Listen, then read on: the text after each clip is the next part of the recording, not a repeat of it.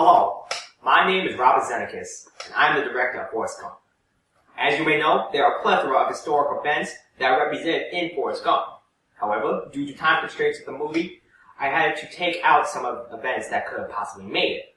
Since this year marks the 21st year since the film was released, I have decided to show you an exclusive compilation of events that could have made the film in this special edition of Forrest Gump. With me are my executive producers, Sung Tae Wong and Gold Silverstein. The first event that could have made the film is the Korean War. This war was fought only 5 years after the end of World War II, beginning in June 25, 1950, and set the tone for American foreign policy interaction throughout the Cold War by initiating war by proxy. The US backed the South Koreans, who fought the Soviet-backed North Koreans to a stalemate at the 38th parallel. However, because Forrest was only 6 when this war started, we decided it would be better to feature the Vietnam War instead. Okay. The next event that we decided to ultimately cut was the Second Red Scare and McCarthyism. On February 9, 1950, Senator Joseph McCarthy, as the chair of the Senate Subcommittee of Investigation, accused 205 people in the State Department to be members of the American Communist Party. This event caused widespread chaos and made the entire nation fearful of being accused of being communist. Because the beginning of Forrest Gump took place in Greenbow, Alabama, a small rural town in the South, McCarthyism did not really have an impact in this part of Forrest's life. Thus, we decided to cut this part out. Furthermore, we had to delete the Cuban Missile Crisis from the film. On October 1962, it was discovered that the Soviet Union was keeping nuclear missiles in Cuba.